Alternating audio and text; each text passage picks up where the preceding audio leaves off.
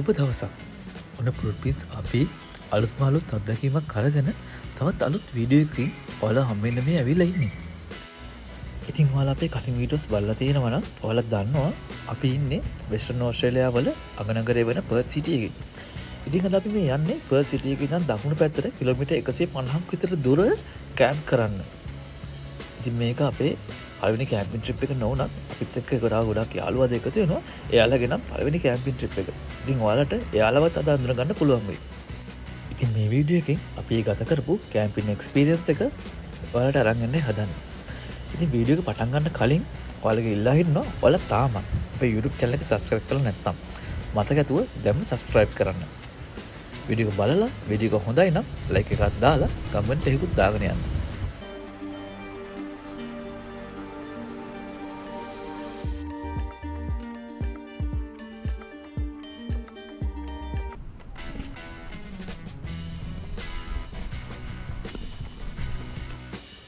Perth වලින් උදේම පිටත් වෙච්ච අපිට අපේ කැම්පින් සයිට් එකට යන්න ටිකක් වෙලාව ඉතුරු වෙලා තියෙන හින්දා අපි හිතුවා මග තියෙන ලස්සන ලොකේෂන් එකක් බලාගෙන යන්න. ඒකට කියන්නේ යල්ග්‍රොව් නැෂනල් පාක් කියලා.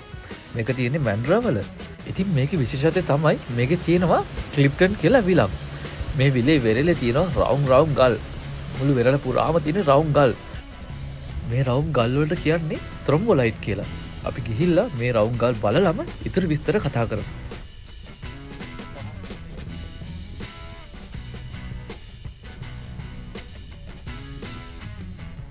ඉතින් මේකේ තියෙන විදිහට ත්‍රොම්බොලයිට් එහෙම නැත්නම් මේ රවුම් ගල් හැදිලා තියෙන්නේ මේ විලේ ඉන්න සුද්ධ ජීවීන්ගේ ක්‍රියාකාරකමක අතුරු ඵලයක් විදිහට. ඉතින් මේ විලේ කැල්සියම් කාබොනේට් ස්ථාන්දනය ඉතාම ඉහළයි කියලා කියන්නේ. ඉතින් මේ විලේ ඉන්න සුද්ධ ජීවීන් ප්‍රබසාස්ලේෂණය කරලා ඒකේ තියෙන අතුරු බලපෑමක් විදිහට මේ කැල්සියම් කාබොනේට් අවක්ෂේපණය වෙලා කැටි ගහලා තමයි මේ රවුම් ගල් එහෙම නැත්නම් මේ ත්‍රොම්බොලයිට් හැදිලා තියෙනවා කියන්නේ. ඔබ මේ දැන්ලාගෙන ත්‍රොම්බොලයින් වල වයස ගණනය කරලා තියෙන්නේ වසර 2000ක් පමණ කියලා. නමුත් මේ වර්ගයේ ත්‍රොම්බොලයින් වසර මිලියන 600ක විතර ඉතිහාසයේ ඉඳන් පෘථිවියේ පැවතිලා තියෙනවා. නමුත් මේවා දැන් දකින්න ලැබෙන්නේ වෙස්ටර්න් ඕස්ට්‍රේලියාව සහ ලෝකයේ තවත් දැන් කීපයක විතරයි කියලා තමයි මේකේ සඳහන් වෙන්නේ. ඉතින් ඔයාලට දැන් වැටහෙනව නේද? ඔයාලා මේ දකින්නේ කොච්චර දුර්ලභ දර්ශනයක්ද කියලා. ඔන්න කිලෝමීටර් 150ක විතර ඩ්‍රයිව් එකකින් පස්සේ ලේක් බ්‍රොක්මන් වලට ඇවිල්ලා ඉන්නේ. ඔය ඉස්සරහා පේන කැප් එක ඇතුලේ තමයි කැම්ප් සයිට් එකේ ඔෆිස් එක තියෙන්නේ. අපි ඉන්න සතිය විතර කලින් මේ කැම්ප් සයිට් එක ඔන්ලයින් බුක් කරලා ආවේ. මේ කැම්ප් සයිට් එකේ ක්‍රයයකට එක්කෙනෙකුට $15ක් වෙනවා. ඉතින් මෙතෙන්ට ආවේ කැම්ප් සයිට් එකට ඇතුළේ ගේට් එකේ කී කෝඩ් එක ඉල්ලගෙන යන්න.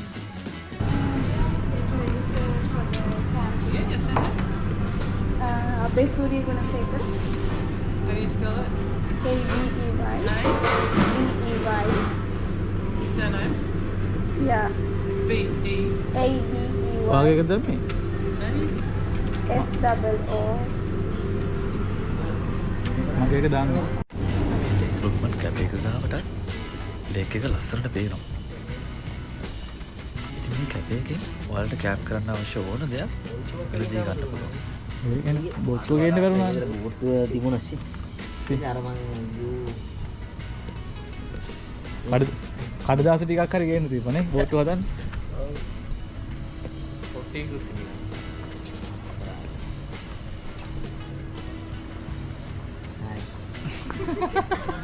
පිටන් මේ ලේක් බ්‍රොක්මන් ටුවරිස්ට් පාක් එකේ මේකට කලින් බුක් කරලා තමයි එන්න ඕන. අපිට හරිම ඇඩ්වෙන්චර් එකක් ඒ කියන්නේ හොයාගෙන එනවා කියන එක. කියන්නේ ගොඩක් මහන්සි වුණා මෙතන හොයාගන්න. මේ එකපාරට හිතා ගන්නත් බෑ හරිම ලස්සනයි. ඉතින් මුලින්ම ඇවිල්ලා කරන්න ඕනේ මේක පොඩි කැෆේ එකක් තියෙනවා. ඒකට ගිහිල්ලා රෙජිස්ටර් වෙන්න ඕනේ. එයාලා අපි එනකොටම අපේ ටිකට් එක වගේ මෙන්න මෙහෙම පොලයක් හදලා තියෙනවා. අපේ සර්නේම් එක කිව්වට පස්සේ මෙයාලා මේක අපිට දෙනවා. ඉතින් දැන් මේ තියෙන එකේ මැප් එක මෙන්න මේ සයිට්ස් හතර තමයි අපි බුක් කළේ. ඊට පස්සේ මෙයාලා කියනවා අපිට කැම්ප් ග්‍රවුන්ඩ් එකට යන්න මෙන්න මේ කෝඩ් එකෙන් තමයි මේ 2468 හැෂ් කියලා ගහුවම කෝඩ් එක ගහුවම ගේට් එක ඇරෙයි කියලා කිව්වා. අපි එහෙනම් ගේට් එක දෙන්න හොයාගෙන දැන් යනවා.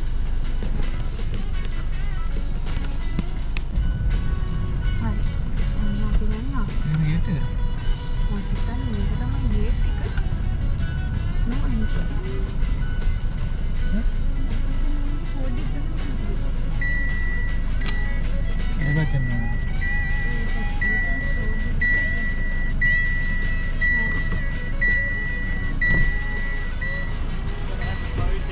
Okay, thank you.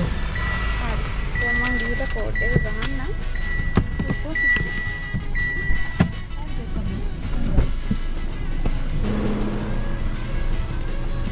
මෙතන තමයි කෝඩ් එක ගහන්න තියෙන්නේ. ඒකත් අමාරුයි හොයාගත්තේ. 2468. hash ඕනද?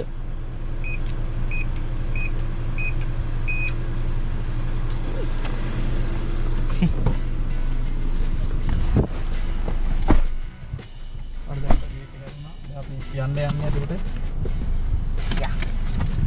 එන්න වගේ යන්න ඕනේ. කැම්ප් සයිට්ස් ගොඩක් තියෙනවා. අපි ඒක මොකක්ද? තියෙනවා කැම්ප් සයිට්ස් 4ක්. අපි ඉන්නේ කරක් කියන කැම්ප් සයිට් එක. කොකා කියලා කැම්ප් සයිට් එකක් තියෙනවා. ගුණුරු කියලා තියෙනවා. ජයිමා කියලා තියෙනවා. කරක් කියන එක තමයි ලේක් එකට මුණ දාලා තියෙන එක. ඒක අපි ඒක බුක් කරේ.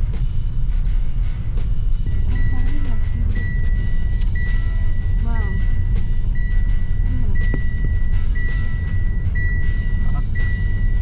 කරක් එක තව ඉස්සරහා තියෙන්නේ. ආයෙත් යන්න ඕනේ.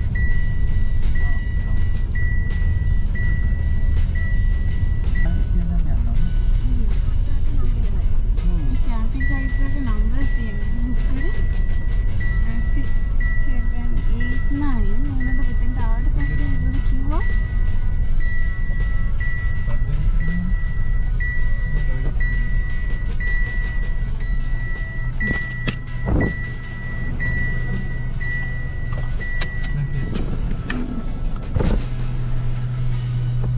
කැම්පින් සයිට්ස් වලට නම්බර්ස් දීලා තියෙනවා බුක් කරද්දී අපි බුක් කරේ 6 7 8 9 නමුත් එයාලා අපි ආවට පස්සේ කිව්වා 6 නැතුව 10 ගන්න කියලා 10 ගන්න පොඩි ස්ටේර්කේස් එකක් තියෙනවා කියලා වතුරට බහින්න බබාර නැති හින්දා සේෆ්ටි එතන හරියට අපේ පොපියුලර් තැනක් කියලා එයාලා අපිට රෙකමෙන්ඩ් කරා බුක් කරන්න කියලා අපි ඉතින් හිත වෙනවා ඒකට ඉන්නේ 7 8 9 ඔන්න මෙතන තියෙන ලස්සනම කැම්පින් ස්ලොට් එක අපි තෝරගත්තා.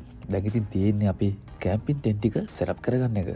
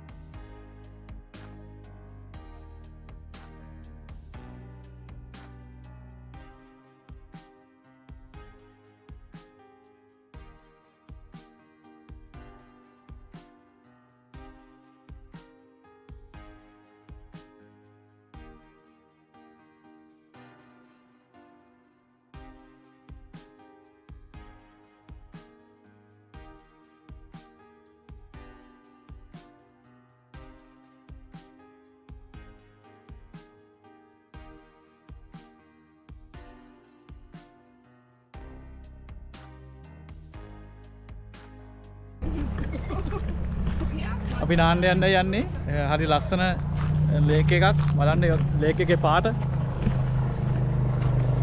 වතුර නිල්ම නිල් පාටයි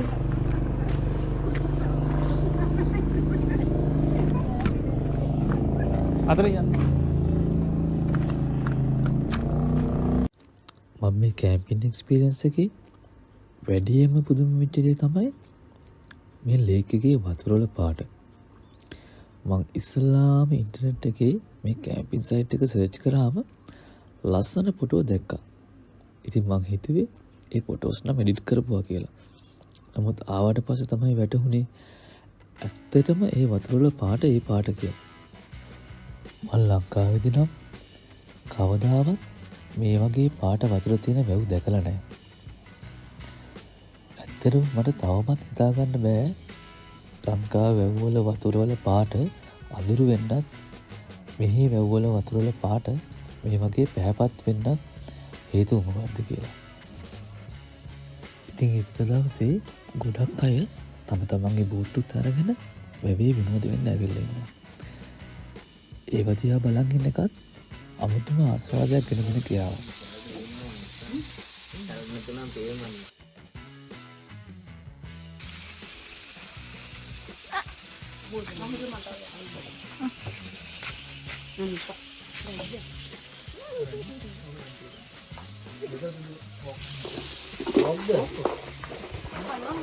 Pork sausages.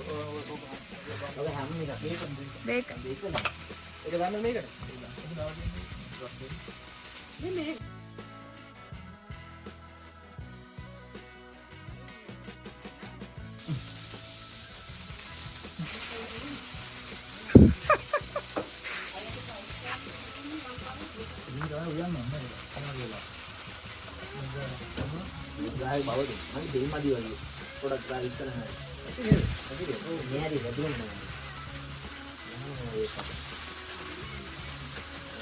තව තියෙනවා චිකන්. ඉඩ මදිද? ඉතින් ගෙනාවේ පොඩි අර ප්ලැටර් එකක් වගේ එකක් ගෙනාවා. පින්. අතර එක දැන් සුද්ධ කරලා ඒක හොදලා තියෙනවා. ඕක ටක් ගාලා හැදෙනවා. මේ මේකට හැදෙනවා බා. තව දාන්න වේද? දාන්න එනවා තේ. දාන්න දෙන්න. මේ මඩුණා බෑලේ.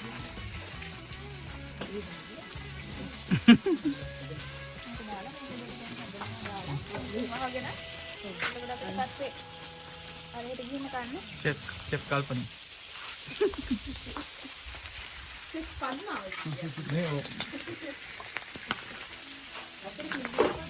Chef Viraj. Tell her වැඩි වෙයි.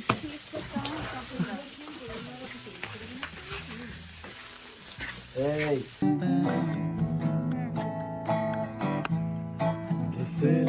නැත මට ඔබේ අත ගන්නට බැමි බැඳ ඇත නොව සසර දෙසේ එනමුදු ඔබ දින හැම භවයකදීම මතු ඔබ හිමි කර ගනිමි ළඟේ.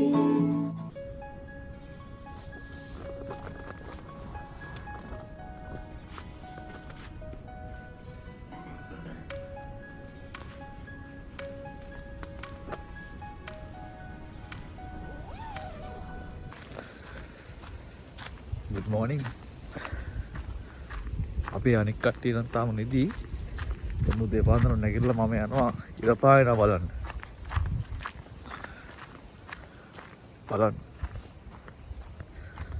බලන්න කොච්චර ලස්සන වට පිටාවක්ද කියලා.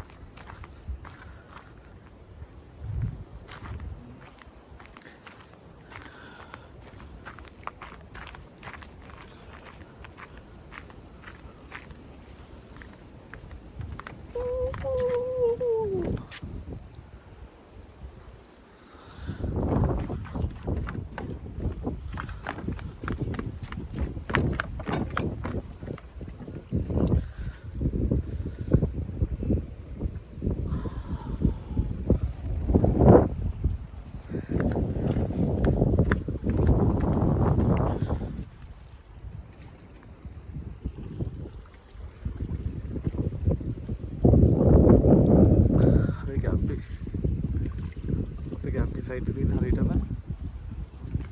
නගන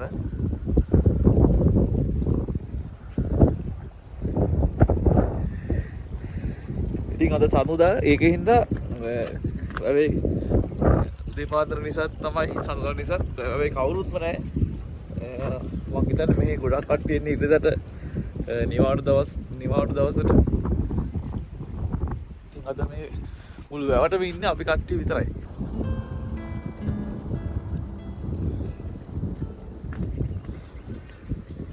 අපේ ගොඩක් මිනිස්සු ජීවිත කාලයම කරලා තියෙන්නේ හෙට උදාවේ සිතන හොඳ දවසක ජීවිතය විඳින්න බලාපොරොත්තුවෙන් අද දුක් විඳින එක.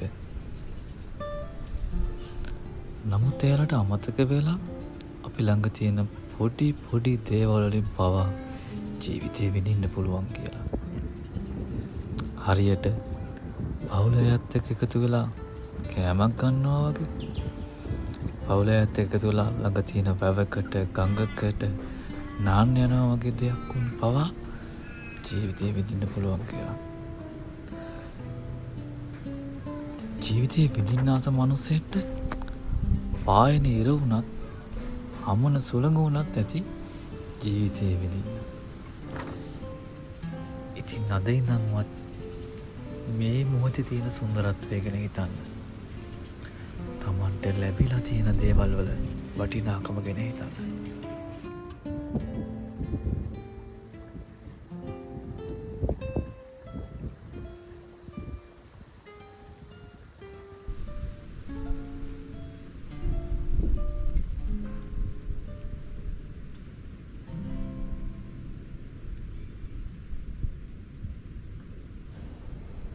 ඉතින් ලබන ඉරිදටත් මේ විදියටම වෙස්ටර්න් ඕස්ට්‍රේලියාව වල තියෙන තවත් සුන්දර දූපතක් වෙන රොට්නස් අයිලන්ඩ් එකේ අපි කරපු චාරිකාව ගැන විස්තර කියවෙන වීඩියෝ එක ගේන්න බලාපොරොත්තු වෙනවා.